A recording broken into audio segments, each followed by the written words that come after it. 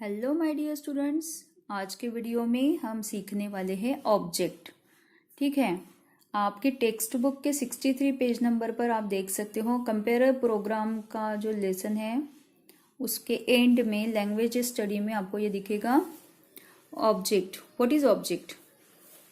Object के दो प्रकार होते हैं, direct and indirect. An object is a word, phrase or clause that shows the person, thing, etc. affected by the action of the verb. अब देखिए, जिस action से किसी भी सेंटेंस में एक्शन तो होती ही है, आपने देखा है कि कोई ना कोई एक्शन तो जरूर होती है, वर्ब होता ही है उसमें। तो वो जो एक्शन होती है वो किसके ऊपर हो रही है ये हमें पहले ढूंढना है। एक्शन जो करने वाला होता है वो सब्जेक्ट होता है, लेकिन एक्शन जिस चीज के ऊपर होती है, जिसके ऊपर, व्यक्ति भी हो सकता है, कोई चीज भी हो सकती है, तो जिस चीज के या जिस व्यक्ति के ऊपर वो एक्शन हो रही है वो होता है ऑब्जेक्ट। जैसे कि देखो, Sachin throws a ball, Sachin throws a ball, इसमें एक्शन करने वाला कौन है?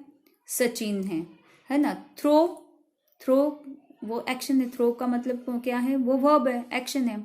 थ्रोइंग है ना, यानी फेंकना, ये एक एक्शन है। ये एक्शन किसके ऊपर हो रही है?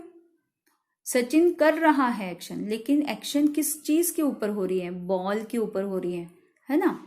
तो कौन सी चीज अफेक्ट हो रही है एक्शन के कारण? बॉल अफेक्ट हो रहा है, बॉल के ऊपर परिणाम हो रहा है ना। तो बॉल जो है वो हो गया ऑब्जेक्ट, क्योंकि उसके ऊपर एक्शन हो रही है। अगर इसी सेंटेंस को हम ऐसे करेंगे कि Sachin throws a ball to me, Sachin throws a ball to me, या Sachin throws a ball to Raju, तो ये एक्शन दो चीजों के ऊपर हो रही है, एक तो बॉल के ऊपर भी हो रही है और राजू के ऊपर भी हो रही है। तो इस सेंटेंस में राजू भी ऑब्जेक्ट है और बॉल भी ऑब्जेक्ट है, लेकिन एक जो ऑब्जेक्ट है वो डायरेक्ट है और दूसरा जो ऑब्जेक्ट है वो इनडायरेक्ट है। जिसके ऊपर डायरेक्ट एक्शन हो रही है वो डायरेक्ट ऑब्जेक्ट, और जिसके ऊपर इनडायरेक्टली एक्शन हो रही है वो है इनडायरेक्ट ऑब्जेक्ट। जैसे कि Sachin throws a ball to Raju, तो बॉल जो है उसके ऊपर डायरेक्ट एक्शन हो रही है, बॉल को डायरेक्ट फेंका जा रहा है ना। तो बॉल जो है वो डायरेक्ट ऑब्जेक्ट है, और किसके पास भी फेंका जा रहा है? राजू के पास फेंका जा रहा है, इसलिए राजू क्या हो गया? Indirect object. तो इस तरह के दो टाइप होते हैं ऑब्जेक्ट के, एक होता है डायरेक्ट एंड दूसरा इनडायरेक्ट। अब यहाँ पे देखिए दो एग्जाम्पल्स दिए हैं। मदर ड्राइव्स अ स्कूटर, मदर ड्राइव्स अ स्कूटर, कौन कर रहा है एक्शन? मदर, यानी मदर क्या हो गया? सब्जेक्ट।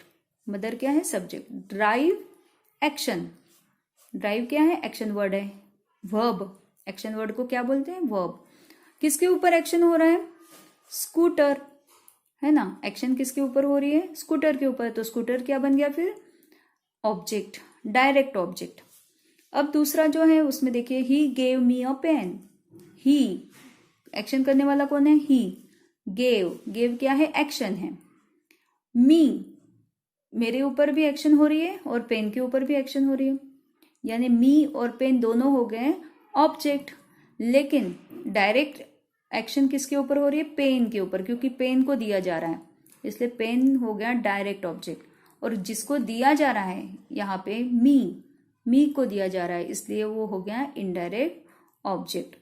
तो ये डायरेक्ट और इनडायरेक्ट ऑब्जेक्ट जो है ये आपको समझना है कि जिस चीज पर डायरेक्ट एक्शन होती है वो होता है डायरेक्ट ऑब्जेक्ट, और जिसके ऊपर एक्शन, जिसके साथ एक्शन की जाती है, यानी इनडायरेक्टली जो अफेक्ट होता है वो होता है indirect object.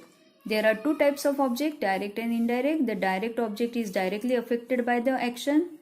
For example, in sentence 2 above, a pen is direct object, and indirect object refers to a person or a thing to whom or for whom the action is done. जिसके लिए action की गई है, जिसके साथ action की गई है वो होता है इनडायरेक्ट ऑब्जेक्ट, और जिस चीज को लेकर एक्शन होती है डायरेक्टली वो होता है डायरेक्ट ऑब्जेक्ट।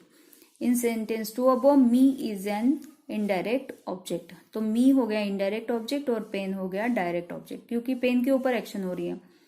और किसके साथ हो रही है, मी, इसलिए मी हो गया इनडायरेक्ट ऑब्जेक्ट। मी किसी के लिए हो रहा है, इसलिए यहाँ पे मी जो है वो है इनडायरेक्ट ऑब्जेक्ट। सेम थिंग हम वर्कबुक में देखेंगे। वर्कबुक में आपको पेज नंबर 65 पर आप देखोगे लैंग्वेज स्टडी में आपको बहुत सारे सेंटेंसेस यहाँ पे दिए हैं। इन सेंटेंसेस में आपको डायरेक्ट ऑब्जेक्ट और इनडायरेक्ट ऑब्जेक्ट पहचानना है, सब्जेक्ट वर्ब भी पहचानना है। तो जो सब्जेक्ट है वो कौन होता है, जो एक्शन करने वाला होता है वो सब्जेक्ट है। वर्ब यानी जो एक्शन हो रही है वो होता है verb. Indirect object, direct object मैंने आपको समझा दिया है। अब ये सेंटेंसेस में देखिए कौन सा डायरेक्ट ऑब्जेक्ट है और कौन सा इनडायरेक्ट है। The child gave the beggar a sandwich. The child gave, किसने दिया, चाइल्ड ने, यानी एक्शन किसने किया है, चाइल्ड ने। इसका मतलब चाइल्ड किस में आएगा, सब्जेक्ट में आएगा। गेव यानी देना, तो एक्शन क्या हुई, गेव, यानी वर्ब में आएगा गेव। द बेगर, किसको दिया, बेगर को दिया, बेगर हो गया इनडायरेक्ट ऑब्जेक्ट। एंड सैंडविच, क्या दिया, सैंडविच, सैंडविच के ऊपर डायरेक्ट एक्शन हुआ है, इसलिए सैंडविच क्या हुआ फिर, डायरेक्ट ऑब्जेक्ट। ठीक है, इसी तरह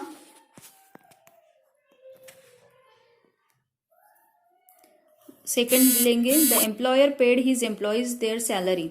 एम्प्लॉयर कौन है, एक्शन करने वाला, इसका मतलब है सब्जेक्ट। एम्प्लॉयर हो गया सब्जेक्ट, पेड पे करना एक्शन है।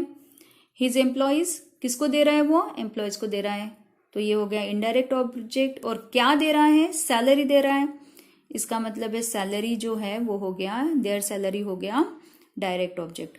Grandma told us a ghost story. Grandma, action करने वाली कौन है, ग्रैंडमा है, तो हो गई सब्जेक्ट। टोल्ड वर्ब है, बताना, एक्शन है ना, इसलिए वर्ब हो गया।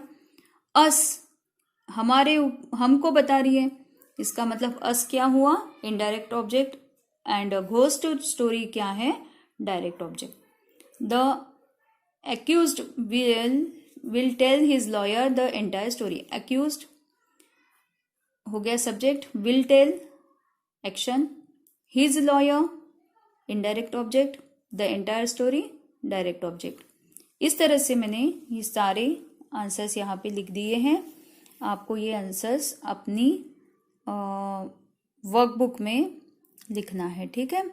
तो ये मैंने एक्सप्लेन कर दिया है आपको।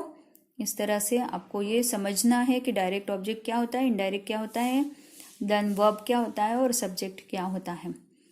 इस तरह से आप अपनी टेक्स्ट बुक में भी किसी लेसन में इस तरह से ऑब्जेक्ट, डायरेक्ट इनडायरेक्ट ऑब्जेक्ट ढूंढकर अंडरलाइन करके वहाँ पे लिख सकते हो और उसकी प्रैक्टिस कर सकते हो, ठीक है। यहाँ हमारा ये डायरेक्ट इनडायरेक्ट ऑब्जेक्ट का टॉपिक ख़त्म होता है। Thank you so much, have a nice day.